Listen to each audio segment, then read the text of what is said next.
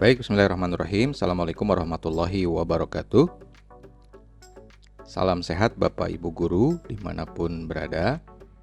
Pada video ini kita akan membahas terkait dengan regulasi kurikulum merdeka. Video-video yang kami sampaikan pada playlist materi bimbingan teknis ini merupakan hasil dari saya pribadi mengikuti bimbingan teknis dan juga pada pembelajaran mandiri dalam hal implementasi kurikulum merdeka, juga praktik baik bagaimana implementasi Kurmer di satuan pendidikan, dalam hal ini di SMK.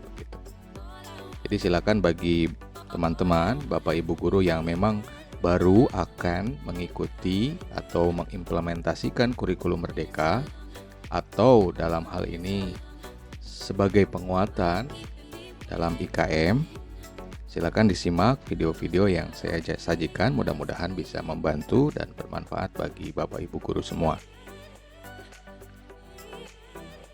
Hal-hal yang berkaitan dengan nilai-nilai filosofis mungkin akan berbeda, artinya pemahaman Bapak Ibu, pemahaman saya juga mungkin akan sedikit berbeda.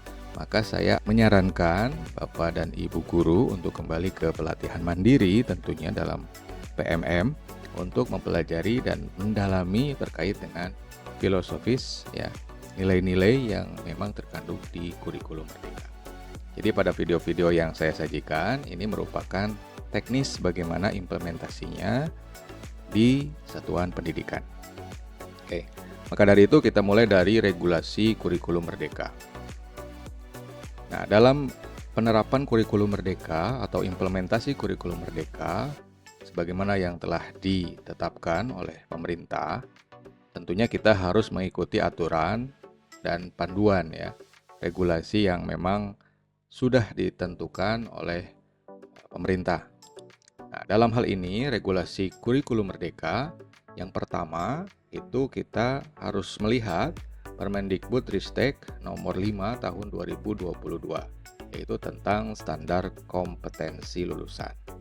Ya, tentunya bagi seorang guru kita harus paham ya, standar seperti apa kompetensi lulusan yang sudah ditetapkan oleh pemerintah melalui Permendikbudristek nomor 5 tahun 2022. Kemudian yang kedua yang perlu kita pahami juga yaitu terkait dengan standar isi ya, Permendikbudristek nomor 7 tahun 2022. Selanjutnya ada standar proses, yaitu diatur dalam Permendikbudristek nomor 16 tahun 2022 tentang standar proses. Selanjutnya ada Permendikbudristek nomor 21 tahun 2022 tentang standar penilaian pendidikan. Kepmen nomor 262 perubahan 56 tentang pedoman pelaksanaan kurikulum pemulihan pembelajaran. Ya, sebagaimana tahun-tahun ke belakang kita prihatin dengan adanya pandemi COVID-19 ya. Namun ini memicu ya ataupun momentumnya perubahan pada kurikulum ya. Pedoman pelaksanaan kurikulum pemulihan pembelajaran diatur melalui keputusan Menteri nomor 262, yaitu perubahan dari 56 gitu. Selanjutnya ada keputusan Kepala BSKAP ya, nomor 033 tahun 2022. Ini tentang perubahan SK 008 terkait dengan capaian pembelajaran. Jadi capaian pembelajaran yang sudah ditentukan pemerintah ini diatur dalam keputusan Kepala BSKAP nomor 033, dan mungkin ini setiap tahun, mungkin tahun ini juga ada update terbaru ya. Cuman yang terakhir itu masih menggunakan nomor 033.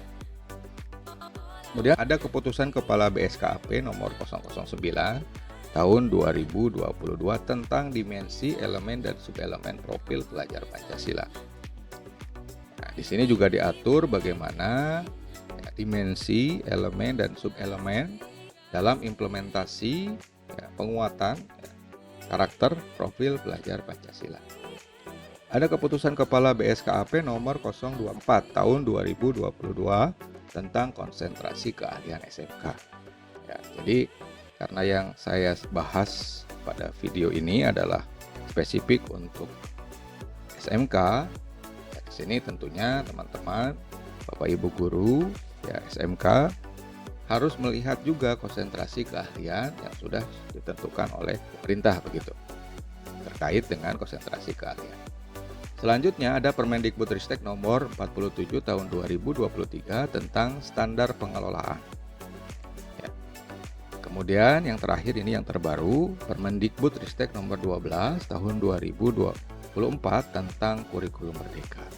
Tahun ini sudah dikeluarkan nih Permendikbudristek nomor 12 terkait dengan kurikulum merdeka dari mulai kerangka dasar, struktur, konsentrasi keahlian dan lain sebagainya. Itu ada mungkin sedikit perubahan ya, atau sedikit update begitu.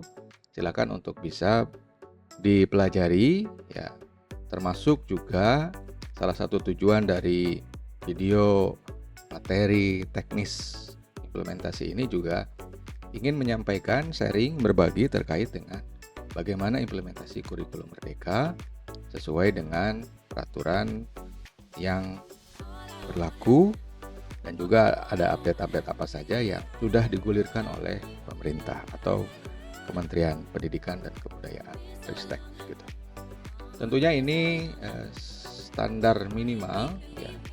Kita harus mempelajari atau mengetahui ya dari regulasi ya, yang telah ditetapkan oleh pemerintah supaya implementasi kurikulum merdeka sesuai dengan rule, sesuai dengan aturan yang berlaku begitu. Pada video-video berikutnya kita akan lanjut kepada bagaimana pembahasan terkait dengan kerangka kurikulum merdeka, kerangka dasar, kemudian juga ada konsentrasi spektrum, konsentrasi keahlian, kemudian strukturnya seperti apa dan lain sebagainya. Mudah-mudahan video-video yang saya sajikan ini dapat membantu Bapak Ibu guru untuk dapat memahami ya, kemudian juga dapat mengimplementasikan ya, kurikulum merdeka ini di sekolah atau di satuan pendidikan Bapak Ibu dan juga dalam proses pembelajaran bersama peserta didik di kelas masing-masing untuk mengakses regulasi ya, dokumennya begitu, silakan bisa di-download di kolom deskripsi. Terima kasih, mudah-mudahan bermanfaat. Assalamualaikum warahmatullahi wabarakatuh.